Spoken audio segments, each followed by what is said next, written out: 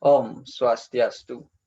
Perkenalkan, nama saya Ibu Chandra Purnama, NIM 20103386 dari kelas AB. Di sini saya akan menjelaskan tugas pertemuan 9 yang telah saya buat.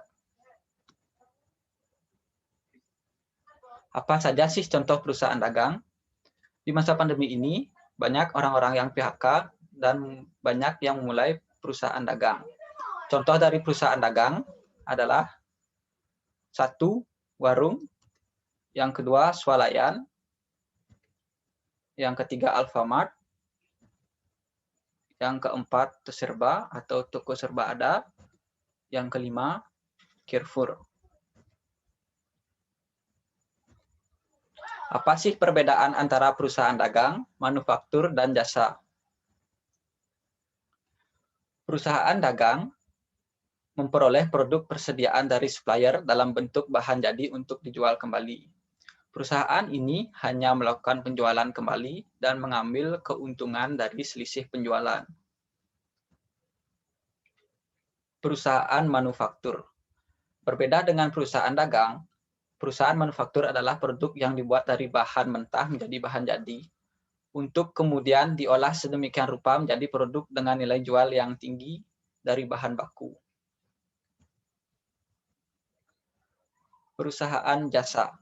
Sedangkan perusahaan jasa tidak memiliki persediaan barang untuk dipasarkan. Produk mereka bersifat tidak terwujud, produk mereka terlihat berupa hasil jasa mereka. Sehingga dalam catatan akuntansi, mereka hanya akan terlihat pada bagian persediaan dan pembelian saja. Secara kompleks, perbedaan dari ketiga perusahaan ini adalah perusahaan dagang menjual dagangan jadi, perusahaan manufaktur mengolah bahan mentah menjadi bahan jadi dan dijual, dan perusahaan jasa adalah menjual jasa mereka.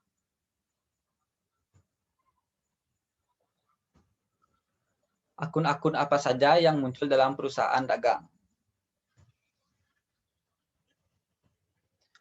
Yang pertama, akun pembelian. Akun ini digunakan untuk mencatat jumlah harga beli barang dagangan yang dibeli selama satu periode. Yang kedua, retur pembelian. Akun ini digunakan untuk mencatat sejumlah harga barang yang dikembalikan kepada pemasok karena alasan tertentu. Yang ketiga, potongan pembelian. Akun ini dipergunakan untuk mencatat potongan harga yang diterima dari penjual karena perusahaan membayar harga barang dalam masa potongan. Yang keempat, beban angkut pembelian. Akun ini digunakan untuk mencatat jumlah biaya angkut barang-barang yang dibeli jika ditanggung perusahaan. Yang kelima, akun penjualan. Akun ini digunakan untuk mencatat pendapatan dari penjualan barang dagangan. Yang keenam, retur penjualan. Akun ini digunakan untuk mencatat jumlah harga barang yang diterima kembali dari pelanggan karena alasan tertentu. Yang ketujuh, potongan penjualan. Akun ini digunakan untuk mencatat jumlah potongan tunai atau diskon yang diberikan kepada pelanggan. Yang kedelapan, beban angkut penjualan. Akun ini digunakan untuk mencatat jumlah beban pengangkutan barang yang dijual dan ditanggung perusahaan.